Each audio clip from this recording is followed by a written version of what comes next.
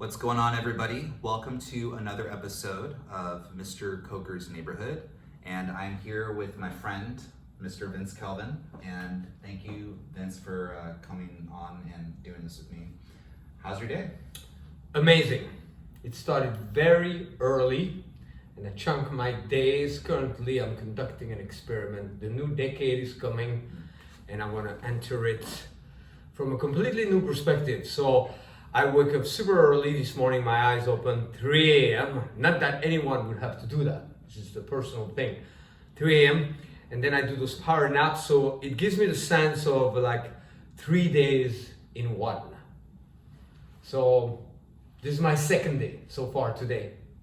Awesome. So, and it's topping the first day. Awesome. I had some sort of inclination. I was going to approach this thinking, yeah, let's talk about this. But then as soon as I met you, something was pivoted in a different direction. And I always like that when that happens, because you never know what life's going to throw at you, and sometimes things are turn out to be better.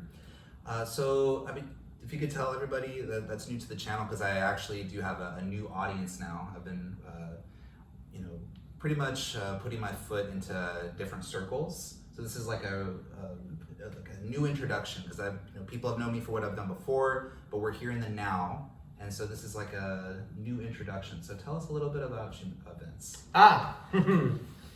Well, I've lived quite a few decades already, so gotta keep this simple, very passionate, and grew up in Europe, came to America to do music, pushed quite a bit.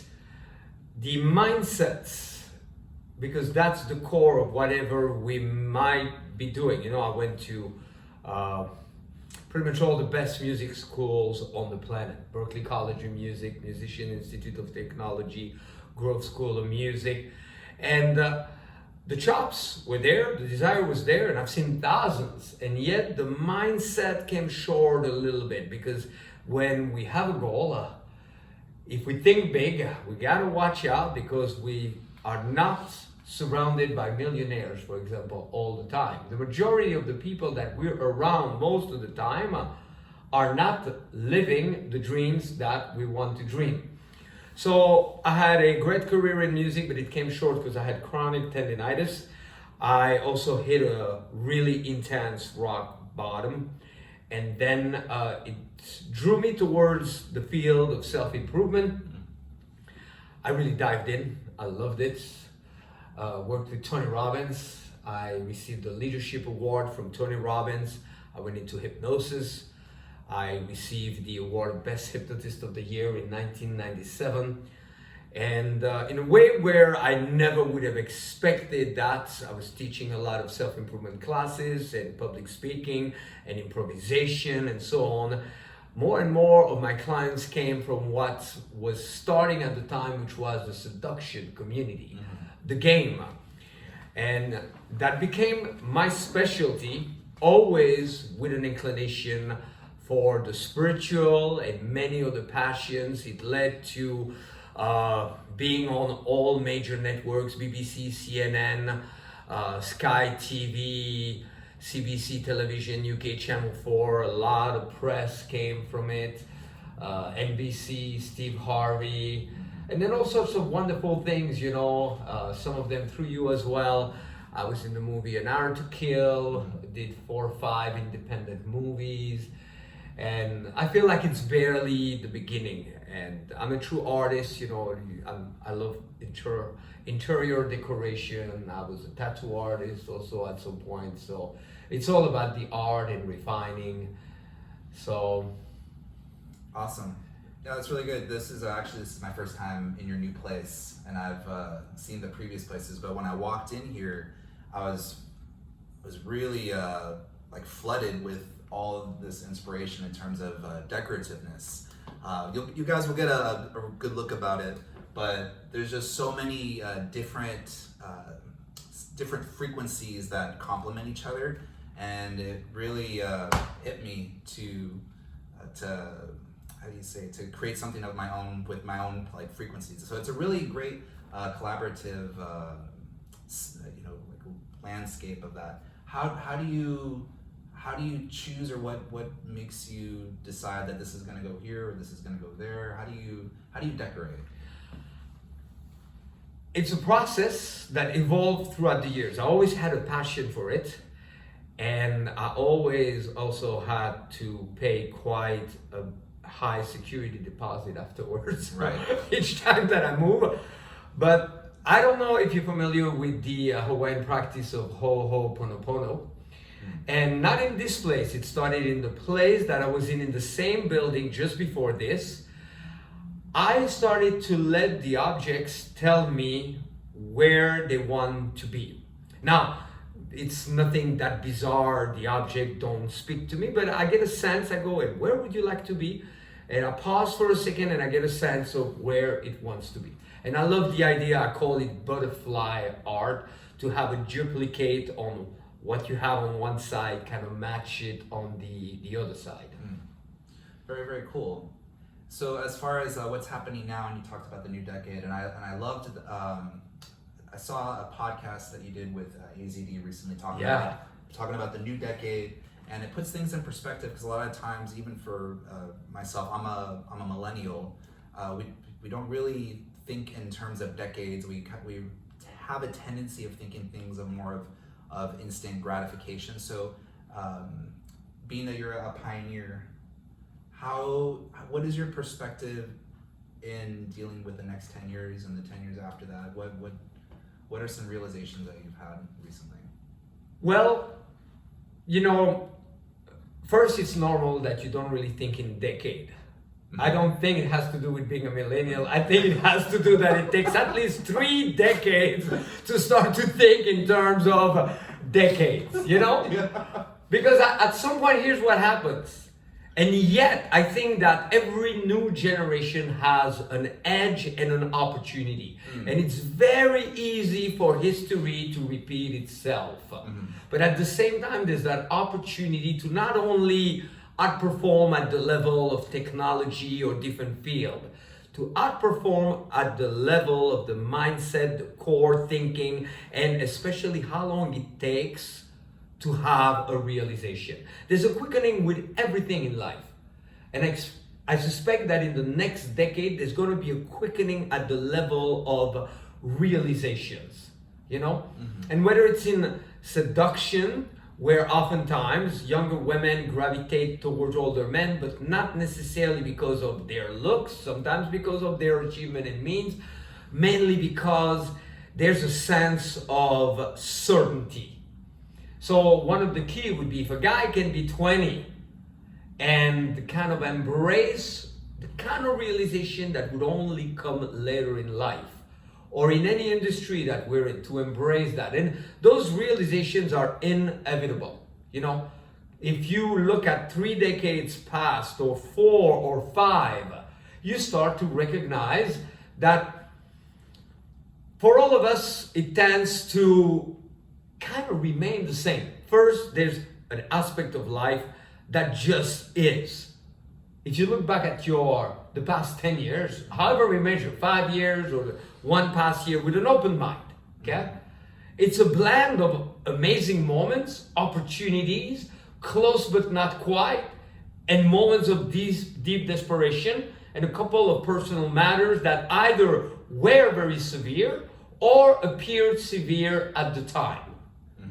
And there's an ancient symbol where they combine both opportunities and crisis. They perceive them as the same. Nothing new, I'm sure you've heard that. So after a while, you start to think, if you really observe people around, there's very little true change. Once in a while, you have an underdog story. The guy went from I'm listening to this guy who lost 300 pounds. He was 300 pounds, he didn't lose 300 pounds, but he's now fit and he went on to be a Navy SEAL and so on.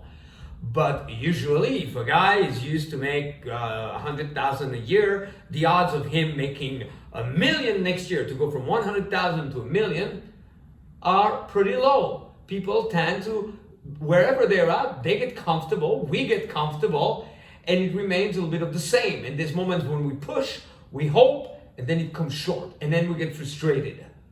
So I'm inspired to look back and not carry certain things in the next decade. Right. Because I think we're all like balloons that could levitate so high, but there's a couple rocks that keep us where we're at. Right. And there's the personal stuff, but there's also the global stuff. One of my commitment, which is absolutely hardcore insane. I love to set a standard that is so high that the odds of me meeting it are fairly low, but it's not about meeting the standard.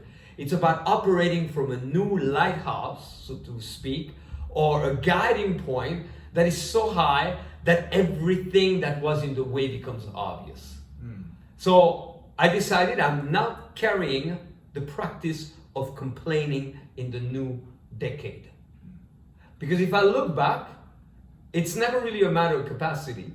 It's never really a matter of opportunity, because there's always those who make an opportunity no matter what. There's also always the next thing that is going to happen, but it's a matter of being willing to go a little bit deeper than the surface and observe when is it that we usually, whatever we do, that we slow down. And consistency is key. We slow down when we're bothered. So I'm looking at the fabric of what could cause one to be bothered. And even, let's say, an actor, what an athlete, no matter what we do, we can't afford being bothered. So I want to pioneer with that, and I've undergone a regimen for the past couple of months. My whole life, I would follow disciplines and so on, yet it's unlike anything ever so far. And then there's the benefit, and if we can register that a little sooner in life, and I hope that I think would be real advancement. Because we tend to buy into a false sense of advancement. Anybody who was born in the 1940s thought that those who were born in the 1920s were retarded. Everybody who was born in the 1950s thought the same about those who were born in the 1930s. There's always that sense like, hey, no, we're smarter. Look. Right. But real advancement would consist of no longer stumbling for the same old things. So that's my new mission. And we cannot give to others what we don't have. And I think that also one of the most beautiful things that's happened in the millennium is with the event of social media and so on, everything has become a little more real. Everybody has a voice right now. So that's absolutely phenomenal. And so it's encouraging to more than ever before, be there myself so I can pass it on to whomever would be interested. But no matter what we do, we can't afford those lower energies. That's the beginning of the end, Yeah. And there's plenty of reasons why we should feel that way. We think, but we're not obligated. We don't have to feel that way. Very true. That was really... I give long answers, so it's okay to interrupt me at times, all right? It's okay. I'm taking it all in. I'm like, wow. I'm looking at it through my own filters. I'm like, wow, it's really, really awesome. So there is an event coming in the next couple weeks or so. Can you tell us a little bit about that? There's the evolution of consciousness. Evolution of consciousness. Yes. It's elite edition, meaning it's a gathering at a time when most people would be unlikely to make the time. Because, there's natural laws in life. Right. And they're not necessarily judgmental, they're cause and effect. And one thing we all have in common, we all want more. We all want to be well, to do well. Right now there's such, more than ever, an opportunity to, be the next YouTube star, be the next social media star, have the next little enterprise or app or this or that. And everybody wants it. Now, it's possible to get it, but if it just took wanting it, then everybody would get it. Right. So there's a substructure, and one of the secret gateway is to start to look at what is it that most would be unlikely to do, and to begin to do that. And what is it that most would be likely to do, and to start to not do that. Now we're given 12 months, a year. everybody's free, you know, to live however we want to live. Right. So, I mean, live and let live. And yet, if you're watching this, you have a dream, you have a passion, you have a mission. You can't really afford to, out of already 12 short months, to remove 2. If you slow down for 2 during the winter, you're likely to also slow down for at least 1 or 2 during the summer. And then spring and fall, Lord knows what may happen. And then a person may go like, oh man, I've been at it for 10 years. Really? 10 years went by. I don't know that you've been at it for 10 years. And I speak of those things out of personal experience, certainly not judging or talking from a pedestal. So most people, and if really that's what they genuinely want and enjoy, you already hear it. It's a world record of excuses everywhere. And we don't know how much we can do. I was blessed to be around people like Tony Robbins and so on. The guy would sleep 2-3 hours. We would finish an event at 4 a.m. and everybody would be conditioned from the world to go, oh, we're gonna get some good sleep. And he'd go, everybody debrief, acupuncturist, needles on his back, somebody like hypnotizing him at the same time, doing debrief, preparing notes from the next day. So everybody can certainly have a beautiful time with their family, celebrate, but you know, most people, they're gonna slow down. So the true athlete, the one that wants the edge in Hollywood or wherever you're at, that's your time to speed up. And not just once, but if that becomes a habit, before we know it, then we're ahead of everybody else. Not that we have to be ahead of others, we have to be ahead of ourselves. So EC20, we gather between Christmas and New Year's, okay? Then it's about also creating balance. Balance, not necessarily, I used to hate balance, David. I used to think that balance, to me, balance was like a form of moderation, and I'm certainly not a moderate person. I used to think that balance also was a conservative thing. Like, okay, you know, I'm just gonna, and that's okay. Again, everybody makes their own choices, and no one has the monopole on truth. We just don't know. Yeah. Yet, I realized that balance is the opposite of imbalance. So, what could cause an imbalance?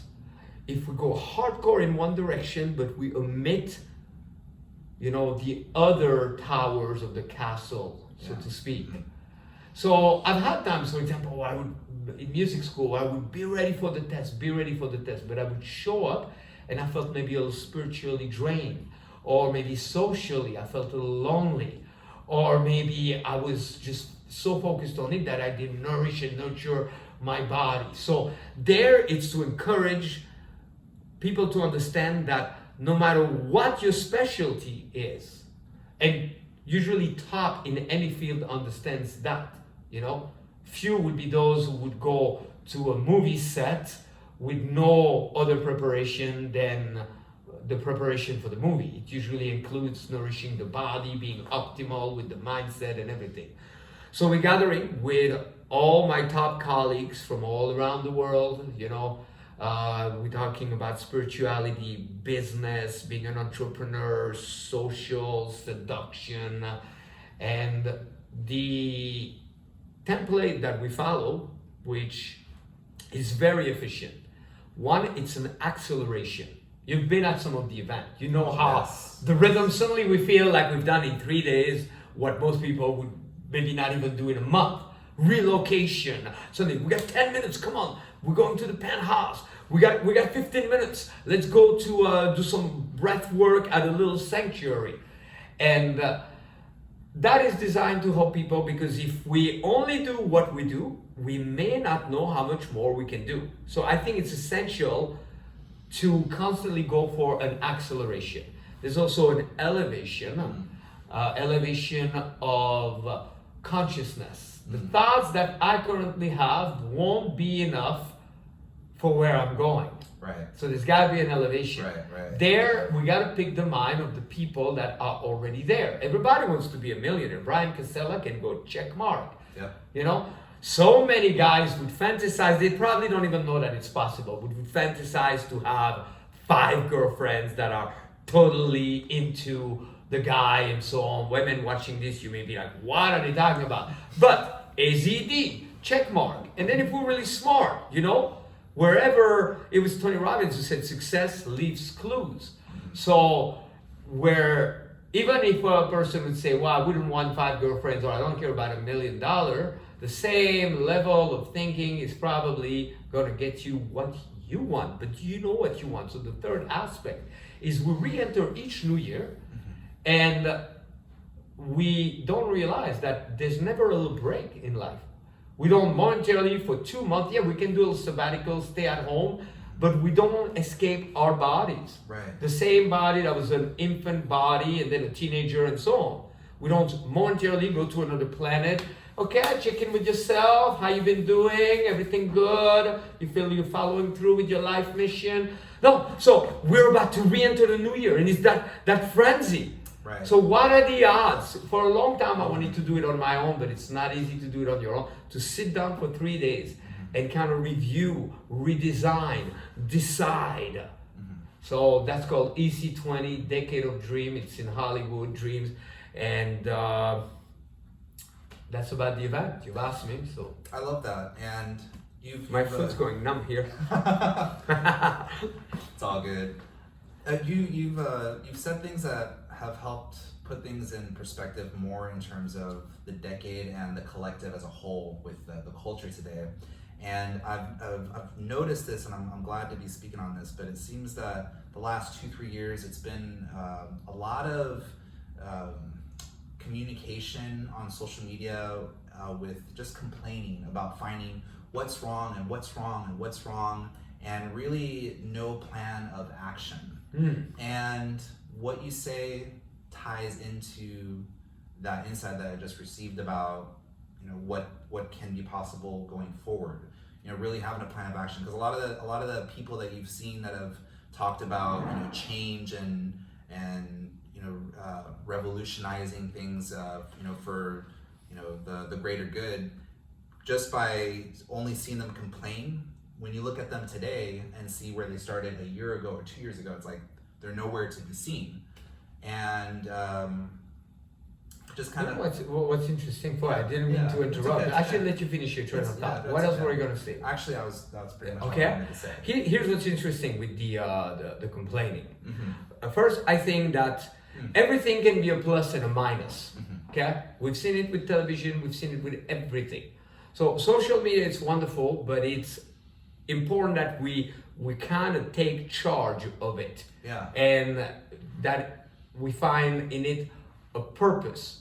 A person could really study with social media. If you get a little selective, some of the top business guys, they would say, you grab the magazine, you don't read the whole magazine. You don't read the gossip. But if you find an article that's interesting, you rip it off and you keep it somewhere and you look at that. Same thing applies with social media right now.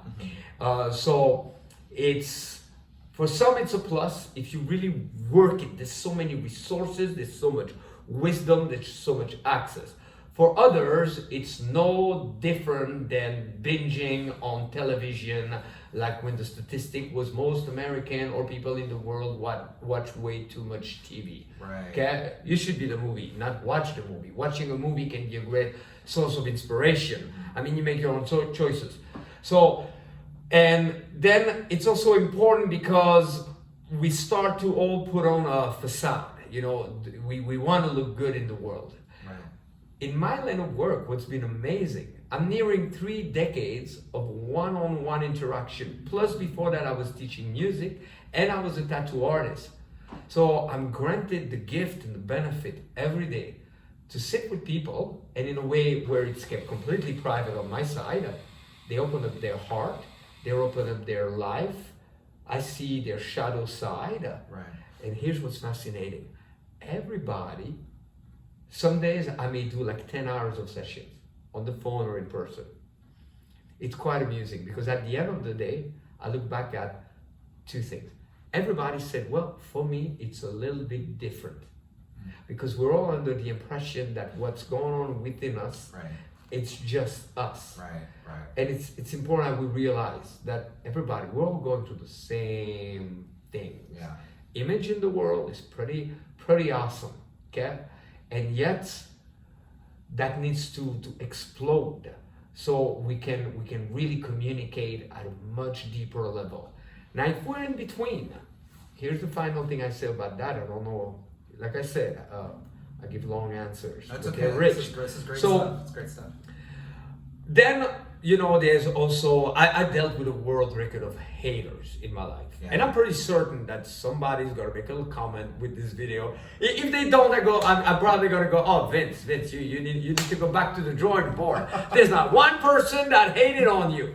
And it used to bother me quite a bit, but I think everybody has their purpose. Here's the deal though. So one, we're all undergoing the same thing. I do all those sessions and every single client thinks this is just me and they're hesitant to share it. And then I hear the same template, not the details, the same template of the story all day long. So that encouraged me to go, wow. So all your problems and all this, that's not so special. That's the human condition.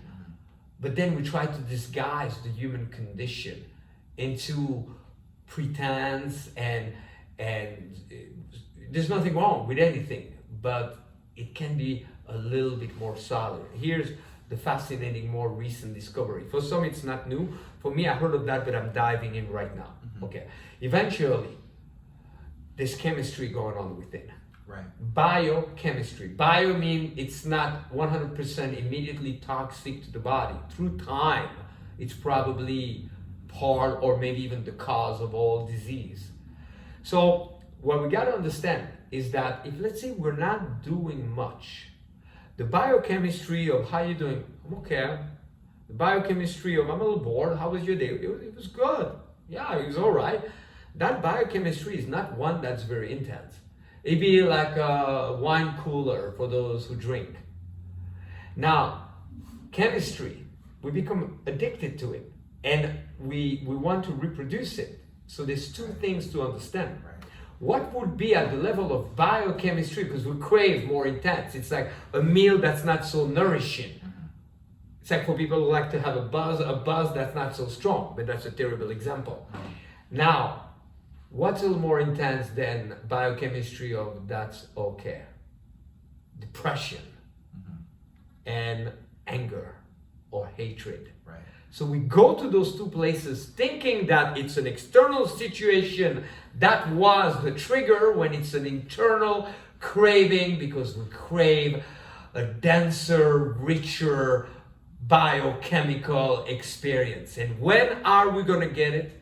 When we step up for ourselves, when we begin to honor ourselves.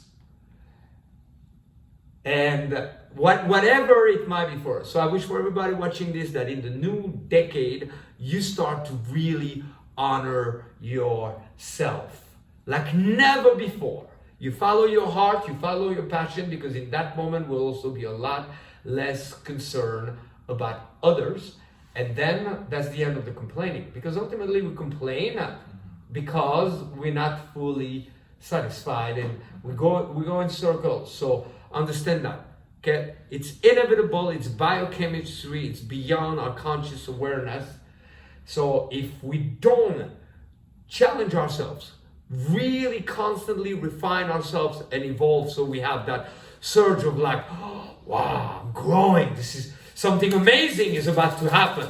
Okay, if we don't do that, then we're very likely to either fall back into kind of depression or hatred, because we don't want to stay with the biochemistry of, oh, it's okay. Right. That's Yeah, that's a lot of doors opening right now. Yeah. And there's a collective awareness where we can quicken the opening of all those doors. very nice. Yeah, definitely does open up a lot of doors. As far as the future goes, how do you plan and intend to start the new decade, starting with 2020 and beyond? Okay, I like the system of, again, setting a standard that is so high, it's not about reaching the standard. Like the odds of me never ever complaining or judging, which is one of my personal challenge, are pretty low. Right. But if I begin, I say, that's it, I'm done with complaining and I'm done with judging and I'm done with lower energies. In that moment, the real benefit is not to reach that, because then I'm back into, oh, I'm not reaching it. Is that from that higher perspective, I'm going to start to notice more how often I was prone to stumble on being concerned about this, concerned about that, so I can accelerate myself. And I also have realized that we need vision. Mm-hmm. And if we have a little bit of a vision, our mind is going to not be so moved by it. You know, many people, they say, oh yeah, you know, I would love to start this, or oh, I should take a little vacation and go on a trip sometime. Those visions are not do or die type of vision, so they're not strong enough. If we set a vision that's quite high, then it could be a contrast. You know, for example, somebody makes a certain amount of money a year and they want to be a millionaire, or they're working a job and they want to be an entrepreneur, or you know, that big break, especially in Hollywood. It's easy to get some good things. It's good stuff. It's still not the A-list, and then to obsess about that. But there, I think it's because the big vision contrasted with where we're at is not big enough. Mm-hmm. I'm going for a mind-blowing vision. Mm-hmm. Something so big that it will take absolutely everything. So dare to envision even bigger. You know, during the show on CNN, we broke a board. Mm-hmm. And the key to breaking a board, anybody can do it. You need to form and you need to aim beyond the board. Right. So right there, I have a vision right now that to make that to be will take so much. I'm kind of clueless how I'm going to make that be. Mm-hmm. And then you got to live by your code, because it's easy to have a vision and not to want to follow through. Okay? Yeah. So what I also envision is a chain reaction. Because I think at a global level, we'll like to be optimistic at times when maybe we should be a little bit more realistic. And we'll tend to be realistic when we should be optimistic. But if we look one more decade, 2 more decades, beyond me, beyond you, where's this whole thing going? Mm-hmm. I think eventually it's going to be a place of a make or break. And it's a collective effort that could potentially stir it elsewhere. And the collective effort would be, we're more advanced than ever before. Why don't we really finish a couple big things that were started? Mm-hmm. You know, like the vision of peace for the world is not one that's new.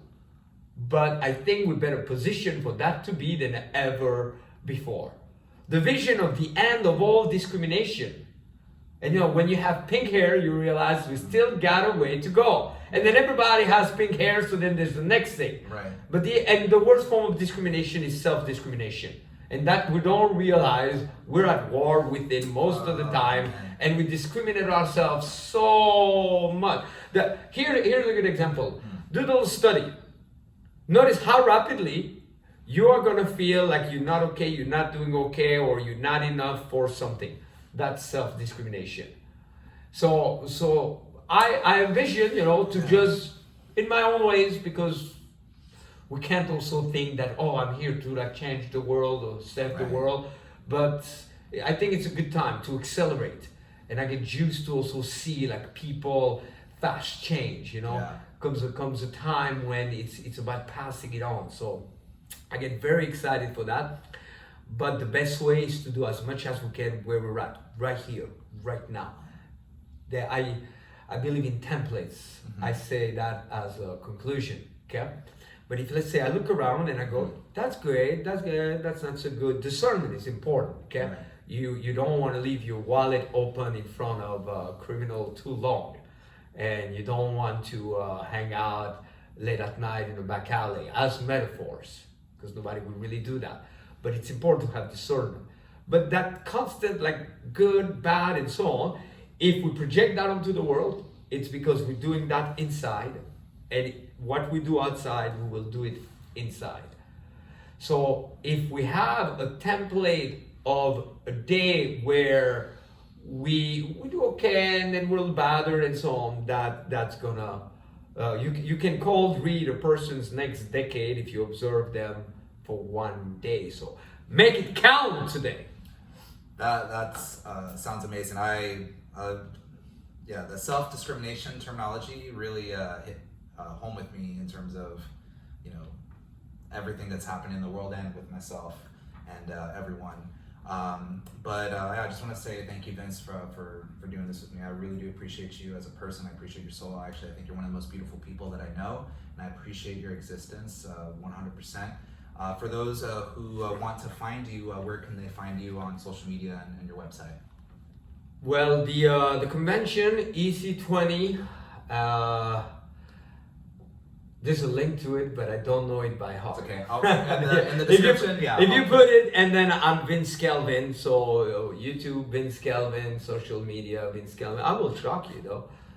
I can be pretty shocking. So I appreciate what you said. Likewise, yes, thank you. Likewise, and all those things are normal. You know, we have to not be hard on ourselves, because truth is that it's important to have a standard and ideal, and it's also equally important to notice that we're most likely to violate it, and that's a process. It's called life. Yeah. It's absolutely amazing, and I don't know if you want to take a quick tour of. This is my little passion, like interior decoration, and I don't create the clothing per se, but I add stuff to it. So. Absolutely, yeah. We can definitely do like a little tour. So what we'll do is going to the beginning of what we talked about in terms of. You know, decorating the place. We're gonna show you that. So we'll take it from here. All right, everyone. So we're gonna check out the place from the entrance. Oh, there's Mr. Vince. I'm not gonna go, oh my God, how are you? Because we've been together for the past hour, but it's good to see it from the get-go. Shannon, my girlfriend, if she has time, she will tell you more about Christmas cooking and also winter fashion. LA style. Awesome. So yeah, we got the lab over there. I call it the lab. It takes passing through it. I don't know. Do we pass again? Can we do it? I think we can. Pass? Yeah, we can definitely do it. All right. This is the altar of Aphrodite right there, and Casanova. See some AZD over there. Aphrodite's Prince.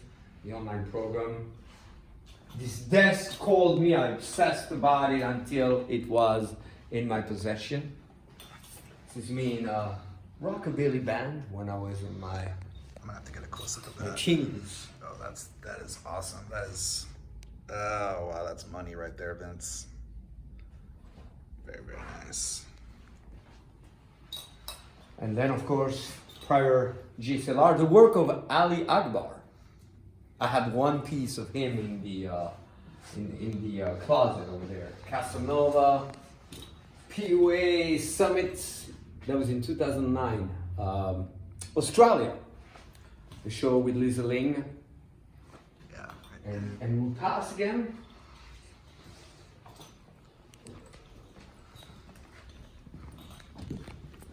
Our inspiration, Krishna and Radha.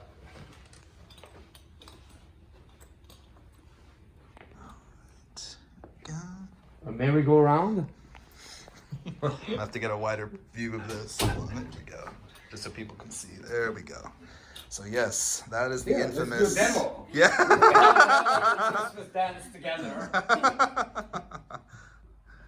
I'm actually a pro. She's a beginner.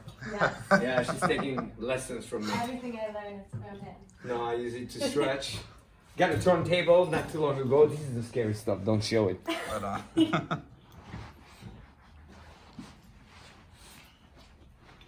Oh, this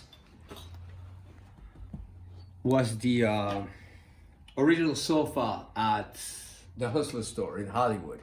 And when they remodeled, I had to have it because I took my first promo pic for the first program I ever did on this sofa. And when I saw they were remodeling, I ran in and I went like, what about the little sofa? And they said, why, you want it? And they were kind enough to bring it, not all the way here. That's back when we were at Project Hollywood. So Well, I don't want to take too much of your time, so That's awesome. Really, really good stuff. I had never seen this Elvis picture. Be a good girl. That could be my favorite photo of you, by the way, Vince. Oh, that one was in Vegas. I love that. That just, yeah, it's so potent, like potent Vince Kelvin. A client had that made for me. I love it. This little vanity area. I love it. Currently doing a 90-day challenge, so it's day number 85. Awesome. And for people that don't know, you're a very big Marilyn Monroe fan. Yeah, I feel like she's a spirit guide of mine. So, not many people would think of Marilyn as a spirit guide, but oh, here's more work from Ali. Ali by Ali. Awesome. So this is your closet. Yeah. Okay. Yeah, and I love to decorate jacket. That's another one of my little hobbies and passions. There's a place downstairs, so all the stuff I add. Who would have ever thought that bulletproof vest would be trendy this year? AZD, my spiritual brother. The man.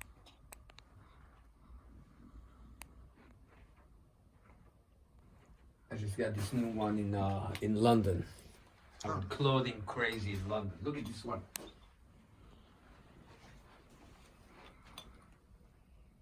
I love it. Here it says trust no one. But I think it's a polarity. You want to trust everyone and trust no one at the same time. And this is a little collage I had made. I mean a poster, vision board many years ago. Everything that I wrote on this came to be. It's awesome. All right. Well. All right, Vince, I appreciate you. And for those at home, we'll see you on the next Oh, one. a cold bath. Wait. Oh. 3 times a day. Oh, wow. Totally, no, not totally cold, but very cold. You know, I do the Wim Hof with the breath. That will wake you up in one shot. Awesome. All right. Thank you, David. Thank you, guys. See you on the next one. On the next one.